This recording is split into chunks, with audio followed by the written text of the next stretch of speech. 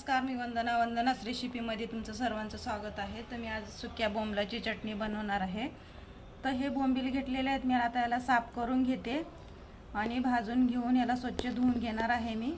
आणि इथं मध्यम आकाराचे 3 कांदे घेतलेले आहे, एक टोमॅटो घेतलेला आहे, कोथिंबीर घेतलेला आहे। तर आता कांदे मी बारीक चिरून घेते, टोमॅटो पण बारीक चिरून घेते।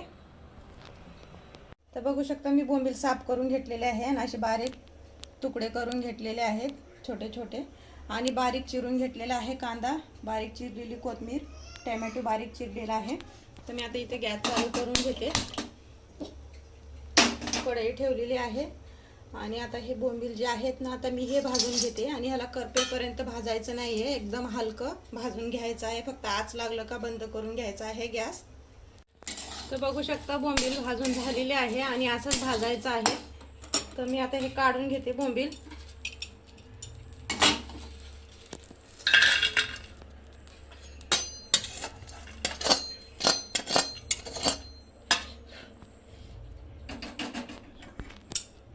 तर कढई ठेवलेली आहे, आता याच्यामध्ये तेल टाकते मी।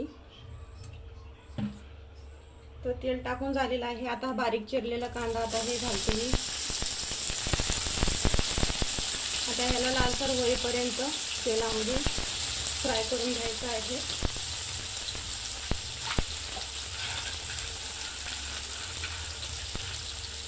तर बघू शकता हे बोंबील मी आता पाण्यामध्ये टाकले। तर 2-3 पाण्यामध्ये मी आता ह्याला स्वच्छ धुवून घेते। कांद्याला सोनेरी कलर आलेला आहे। आता बारीक चिरलेला टोमॅटो आता हे घालायचं आहे आणि मऊ होईपर्यंत आता ह्याला पण शिजवून घ्यायचं आहे। आता टोमॅटो पण मऊ झालेले आहे। तर मी आता लाल तिखट टाकते, घरचा मसाला आहे, घरगुती मसाला आहे। तर 3 चमचे टाकलेले आहेत मी।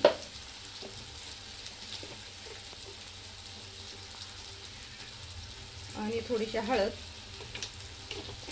आता ह्याला खाली वरी करून घेते मी।